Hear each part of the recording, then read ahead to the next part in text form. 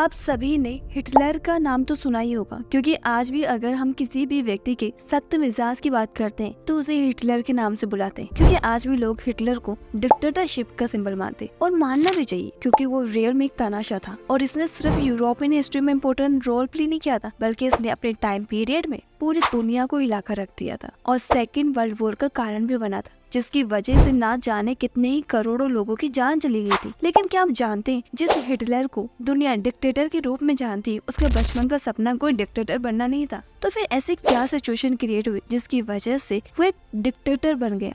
तो आज की इस वीडियो में हम वर्ल्ड के सबसे फेमस डिक्टेटर हिटलर के बारे में डिस्कस करेंगे।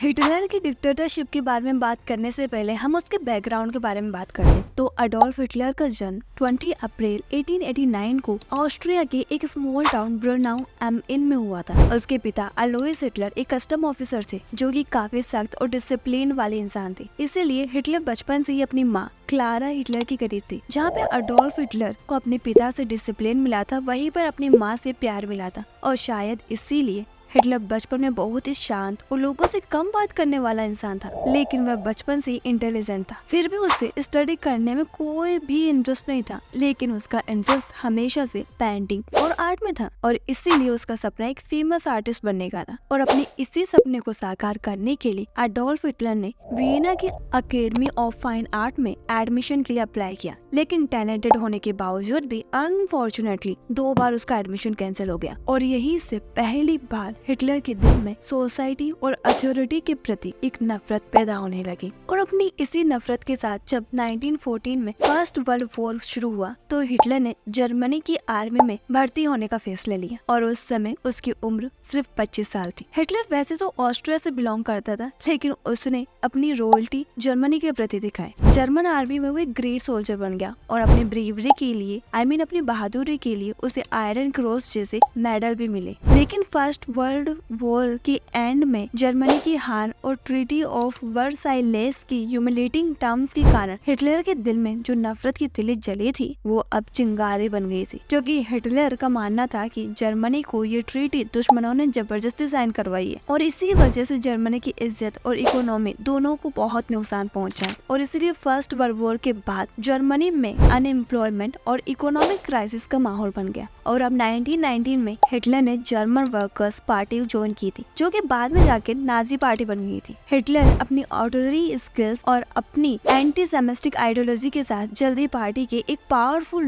लीडर बन गए। नाजी पार्टी के बैनर तले उन्होंने जर्मन लोगों को एक नई उम्मीद और आजादी के सपने दिखाने स्टार्ट कर दिए। फर्स्ट वर्ल्ड वॉर के बाद जो जर्मनी में इकोनॉमिक क्राइसिस और अनएम्प्लॉयमेंट के कारण लोगों के दिल में जो गुस्सा और नफरत थी, उसका यूज नाजी पार्टी अपनी पॉपुलरिटी के लिए कर रही थी और कुछ ही समय में कई लोग उनके समर्थक भी बन गए। इसलिए 1923 में नाजी पार्टी और हिटलर ने एक फेल्ड कॉप की कोशिश की थी।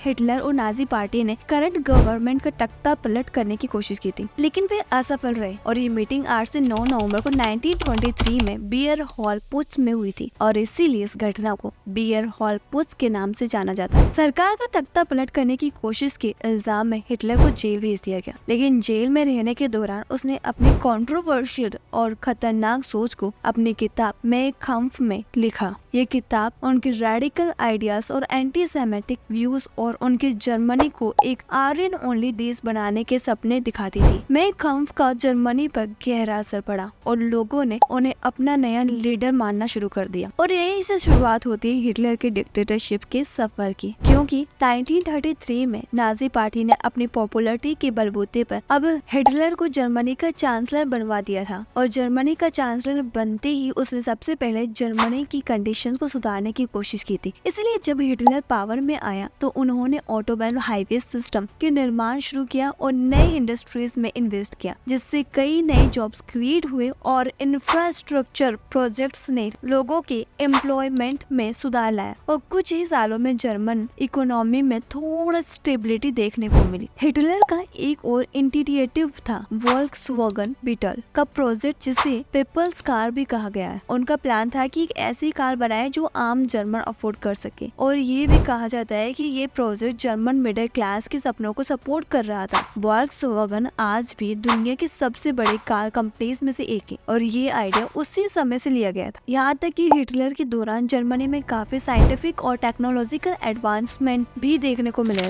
हिटलर और उसकी नाजी पार्टी ने कुछ एनवायरमेंटल और एनिमल राइट्स के लिए भी काम किए थे। 1933 में उन्होंने एनिमल प्रोटेक्शन लॉ पास किया था जो एनिमल्स के ऊपर अननेसेसरी एक्सपेरिमेंट और क्रूएलिटी को रोकने के लिए बनाए गए थे। ये एक्ट अपने समय में एक यूनिक और प्रोग्रेसिव स्टेप था। एनवायरमेंट और फॉरेस्ट के प्रोटेक्शन के लिए भी कुछ लॉज बनाए गए थे जो उस समय जर्मनी में इम्प्लीमेंट हुए थे और डेवलपमेंट के साथ जर्मनी के लोगों में कंट्री के प्रति नेशनल प्राइड और यूनिटी को बढ़ावा दिया गया था। ये सब तो उसने जर्मनी को स्ट्रॉन्ग बनाने के लिए किया था, लेकिन अब उसने अपनी डिक्टेटरशिप दिखाना शुरू की थी। अब धीरे धीरे उसने अपनी पावर को एकजुट की और उसने अपोजिशन के साथ डेमोक्रेसी को भी खत्म कर दिया। हिटलर ने लैंडस्टेग फायर को अपने फायदे के लिए यूज किया और अनेबलिंग एक्ट के जरिए जर्मनी में अपना डिक्टेटरशिप स्टेबलाइज किया। अब जर्मनी का हर सिटीजन सिर्फ एक ही चीज के लिए आंसरेबल था और वो था हिटलर और उसकी आइडियोलॉजी के लिए। जब हिटलर ने अपने आइडियाज को एग्जीक्यूट करना शुरू किया तो जर्मनी में ज्यूइश के प्रति हेट और वायलेंस में तेजी आई। हिटलर ने होलोकॉस्ट नाम की तबाही मचा दी। होलोकॉस्ट एक ऐसा प्लान जिसमें यूरोप के मिलियंस ऑफ ज्यूइश को सिस्टमैटिक तरीके से मार दिया गया था। ये एक डरावना और हार्ट ब्रेकिंग चैप्टर था। हिटलर का मकसद पूरे आर्यन रेस का था और उन्होंने इसके लिए दुनिया को एक खूनी बैटलफील्ड में बदल दिया था। 1 सितंबर 1939 को हिटलर ने पोलैंड पर अटैक करके सेकेंड वर्ल्ड वॉर की शुरुआत कर दी थी। इस अटैक में उन्होंने अपनी फेमस टैक्टिक